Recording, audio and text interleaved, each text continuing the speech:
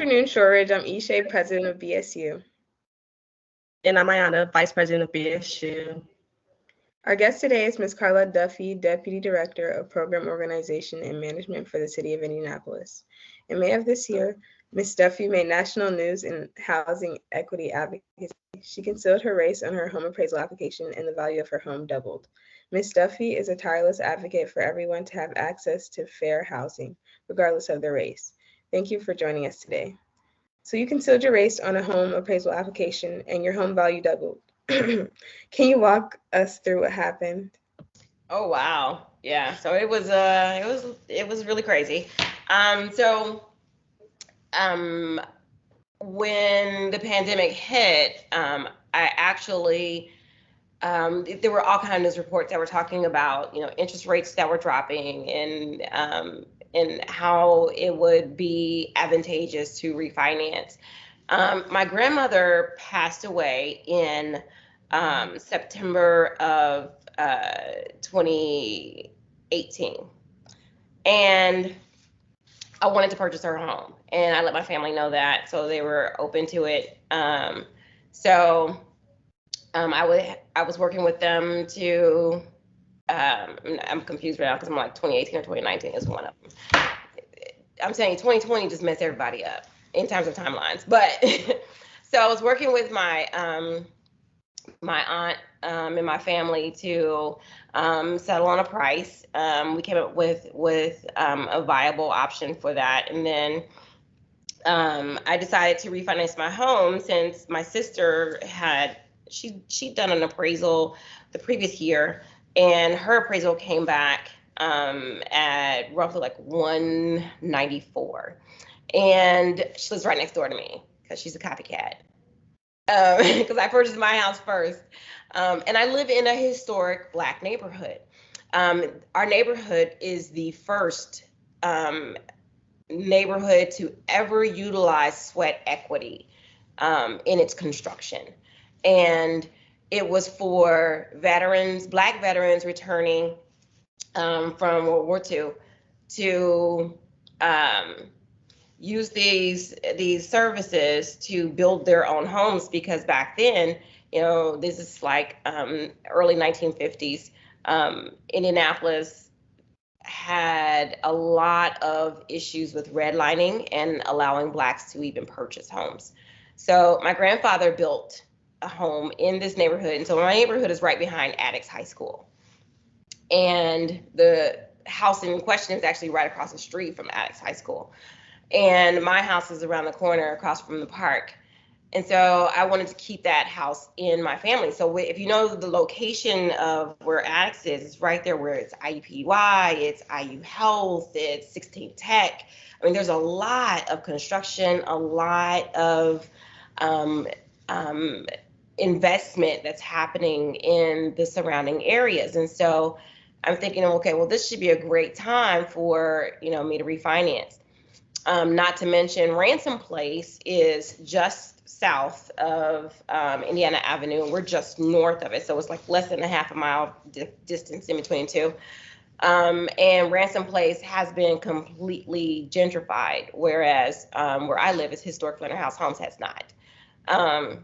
And so with the values, though, of the homes that we're selling there, I figured I could use the equity in my home to purchase my grandmother's house. So fast forward, I do the first application and for the financial service, and everything goes smoothly.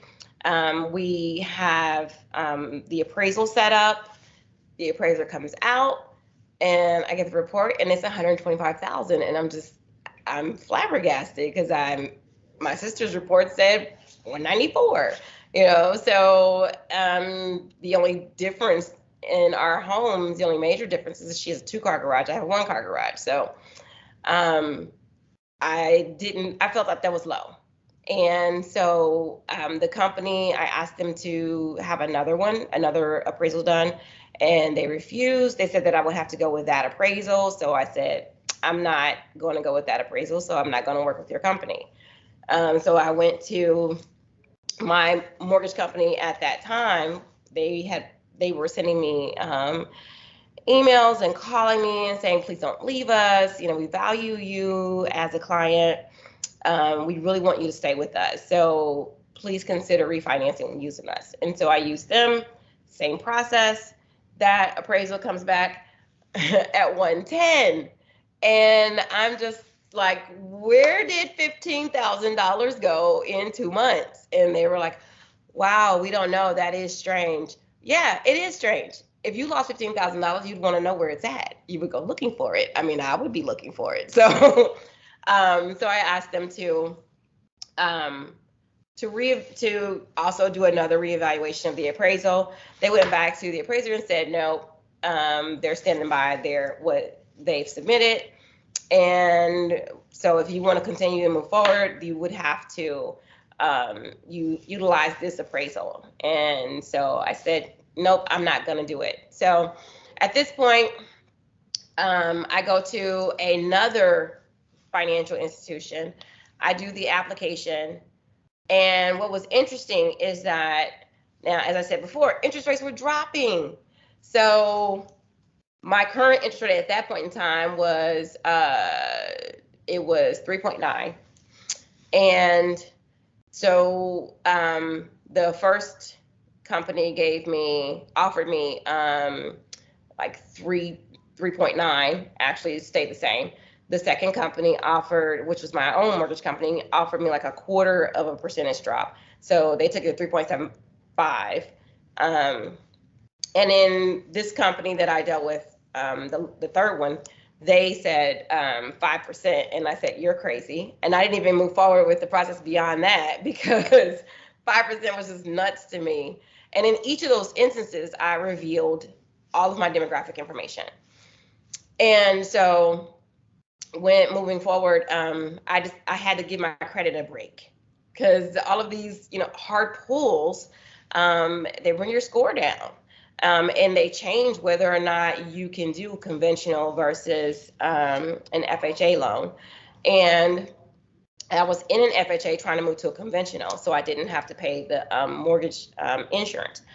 And it just, that's when I found out I was at a meeting with this group called Concerned Clergy. And Amy Nelson, who runs the Fair Housing Agency here in Indianapolis, was reporting about local area bank consent decrees where banks had been found to have had utilized prejudicial activities in communities of color.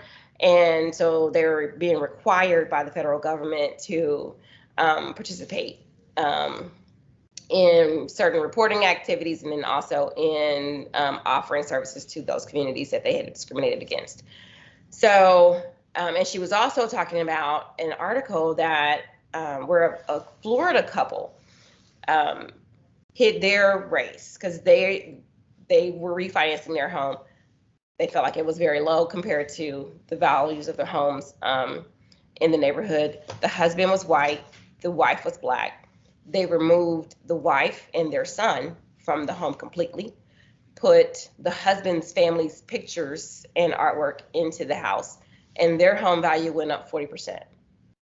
I said, that's crazy. I'm going to try that and see if that is an issue because I felt like it could potentially be an issue for me.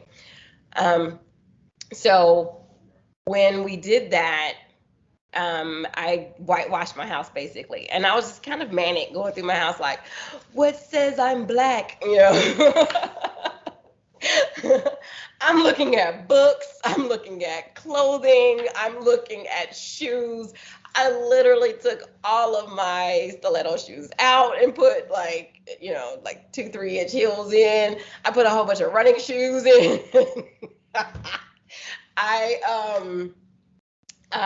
My spare bedroom, I took and turned that into a yoga studio. Like I put a yoga mat down, I put a blow up ball up, and yeah. So I just really like completely removed myself from my home. So if you walked into my home, you wouldn't immediately think of what the ethnicity is of the person that, what the race is of the person that lives there.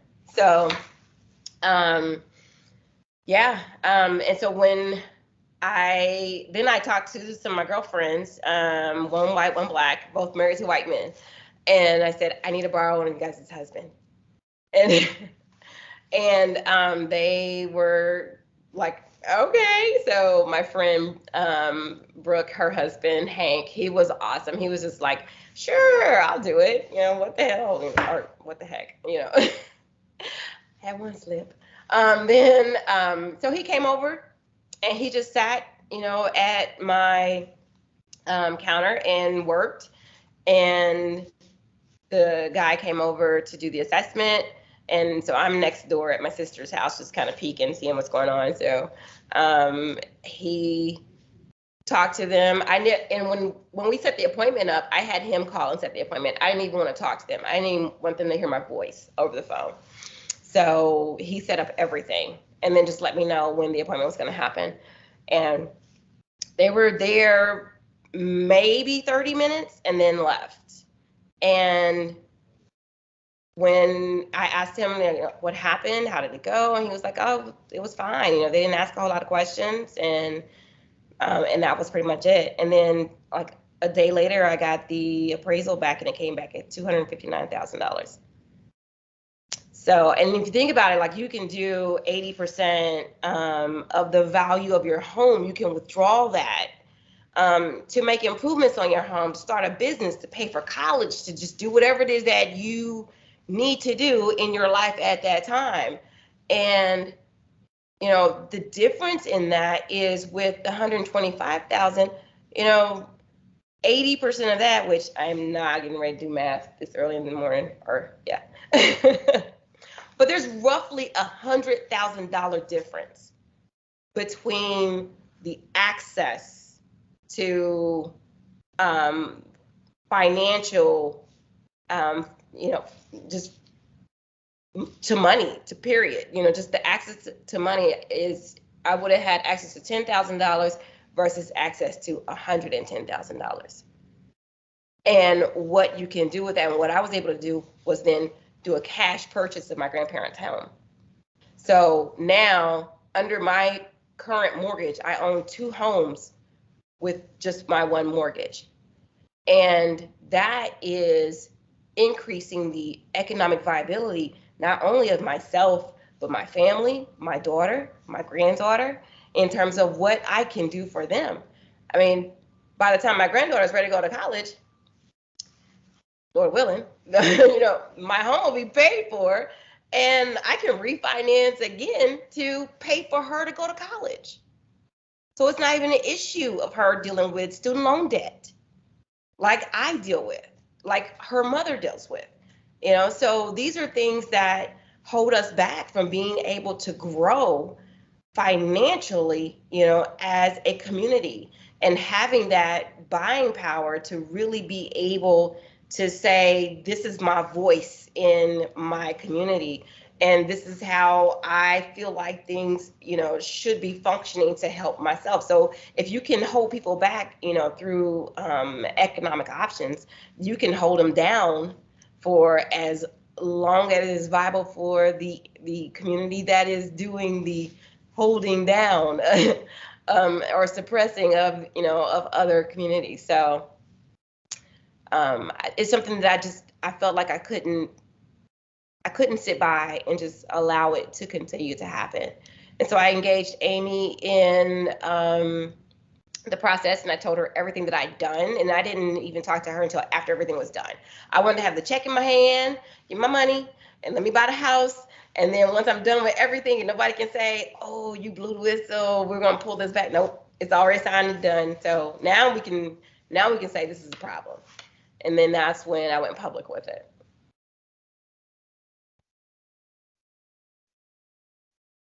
So long story short, sort of.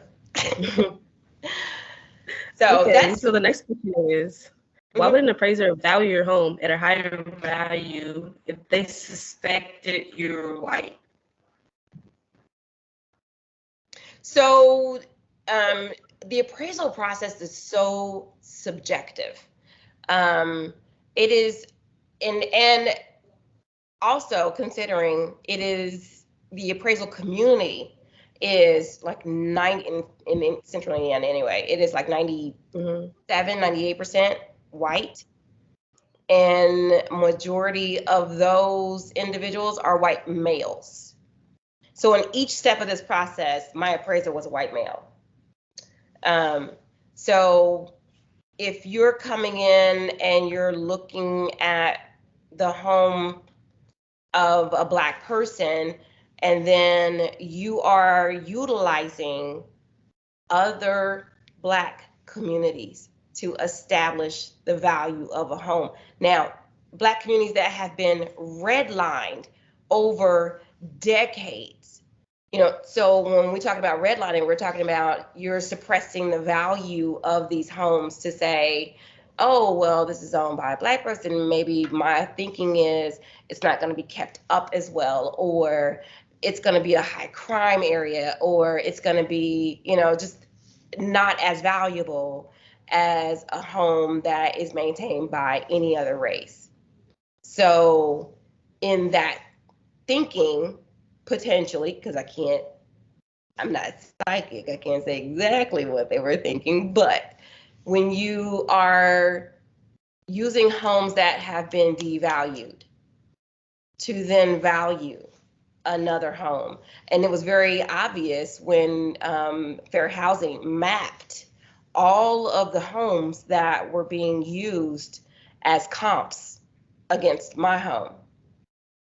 And none of them came from the neighborhood that is very similar to my neighborhood, that is almost exact in terms of the history, which is just half a mile south of me.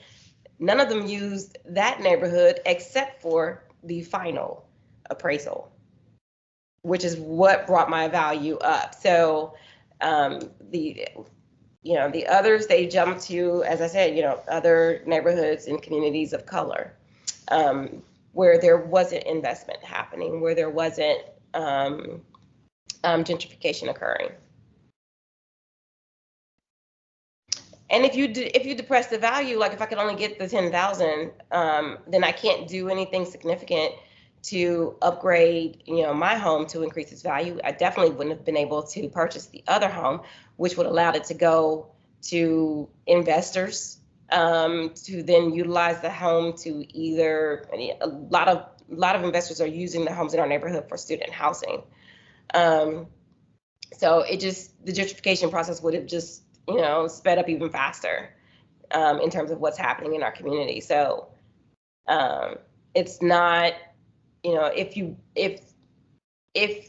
the goal is to change a neighborhood that is, very near downtown, that is still majority Black, then allowing them or denying them access to any type of financial means that will help them to improve their homes and increase their values, and then also allow them to,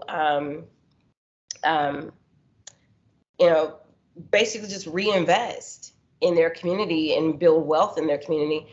You're not going to be able to go in and take it over if they have all these options that are afforded to them just because of their financial viability.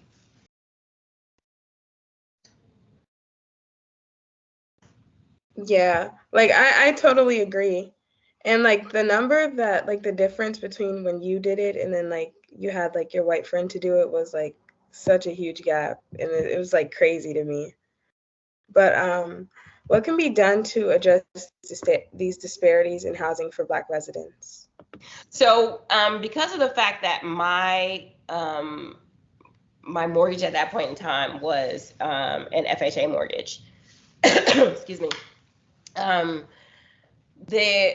that means that HUD is basically underwriting my mortgage. So making sure that, the bank's investment, in me is insured. So we went to HUD and filed complaints based on race and discrimination. And so I have 4 complaints in now. So I have one for each banking institution and one for each appraisal company that devalued my home. So bringing it to light and having it be out in the public and say, this happened to me, has inspired and spawned a number of stories now where people have done the same thing. So it's been definitely stressful, but for me, fighting on behalf of my community and others has been something that I've done for majority of my life. I graduated from, well, I didn't graduate from Shortridge because it was middle school when I went, which was a long time ago, but I went to Shortridge, walked those halls as a tiger, and then graduated from Manual High School, and I've since gotten my master's degree. But my beginnings were very humble and very hard, having gone through incarceration, and then coming home and fighting for my daughter and her education, and then fighting, for my own education and fighting for, my own humanity, in the public eye. And then now being able to, have expungement process push through legislation and be able to expunge my criminal history, and now work for the city of Indianapolis, working on behalf of others who are re-entering the community and working for our homeless population and with food insecurity. So I'm very happy to be a part of that Shortridge history. I missed New Edition by 1 year. When they reopened, New Edition came to Shortridge. I was so mad because I didn't get there till the next year. So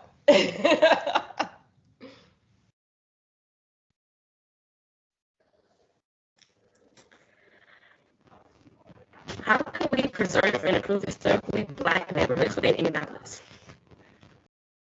I think that's something that is critical in our communities, that just doesn't happen because we're not taught generationally, is financial education. And we need to be taught that from birth. So that means our parents need to be taught what it is, how your credit score affects you, what you can do to improve it. I started improving mine when I was making like $25,000 a year. So you don't have to make a whole lot of money to make to improve your financial outlook.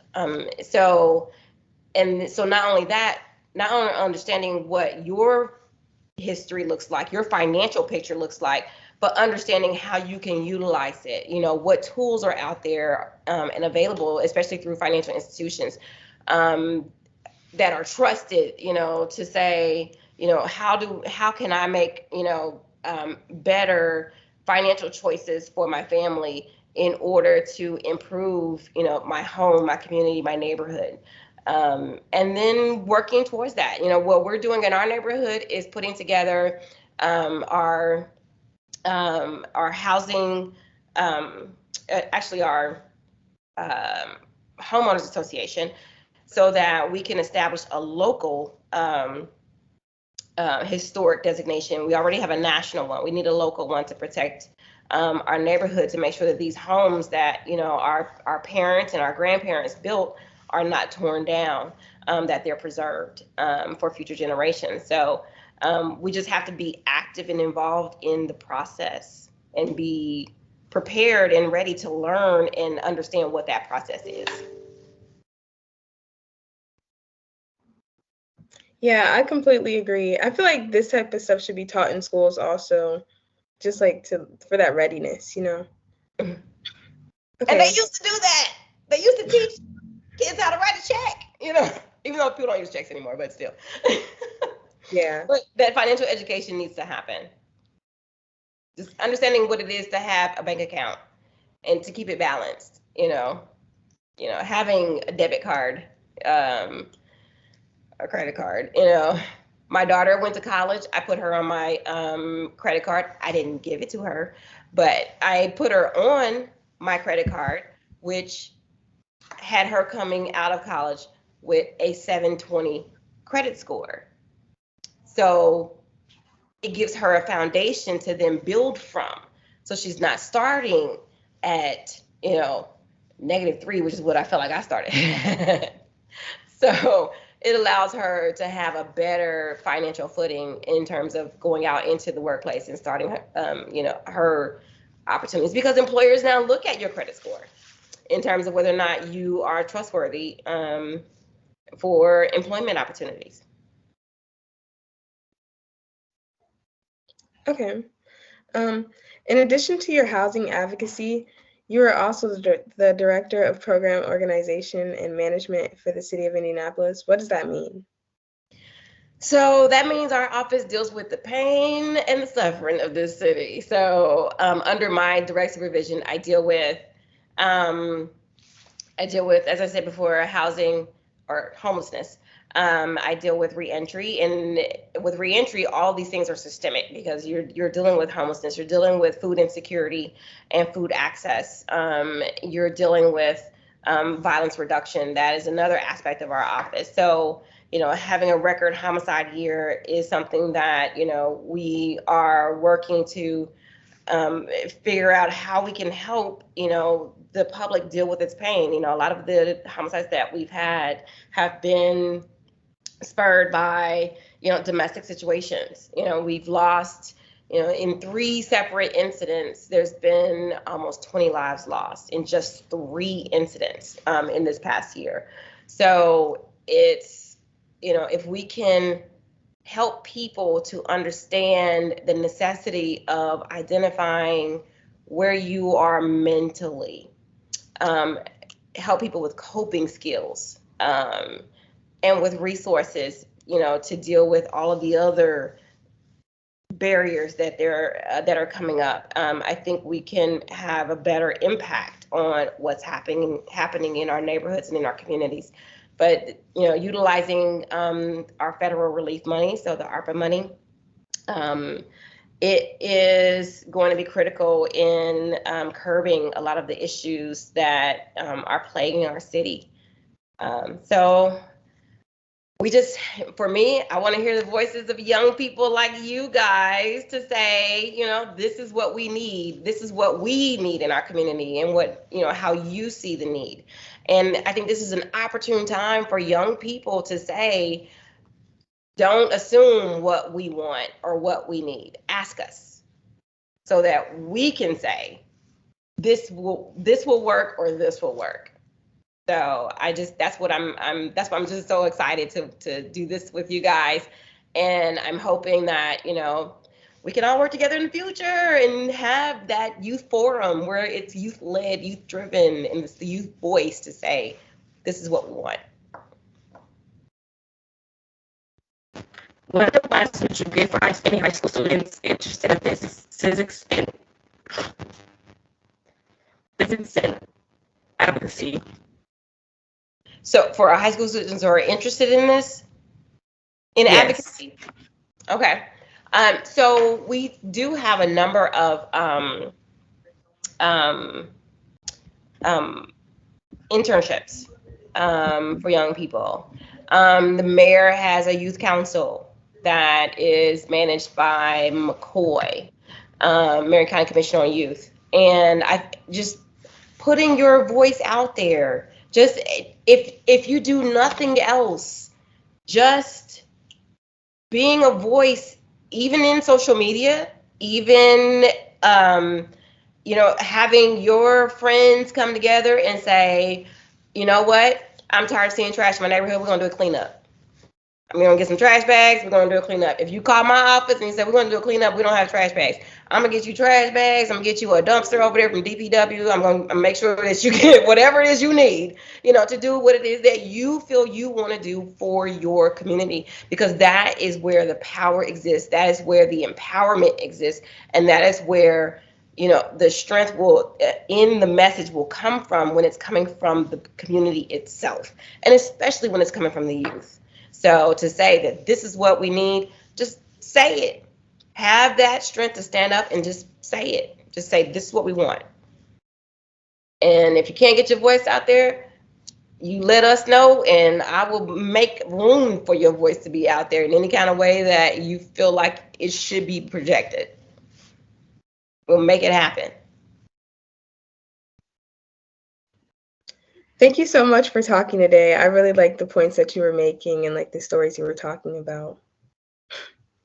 I appreciate you guys for inviting me. I really, really do. I really do. I'm very proud to have been invited to do such a wonderful project.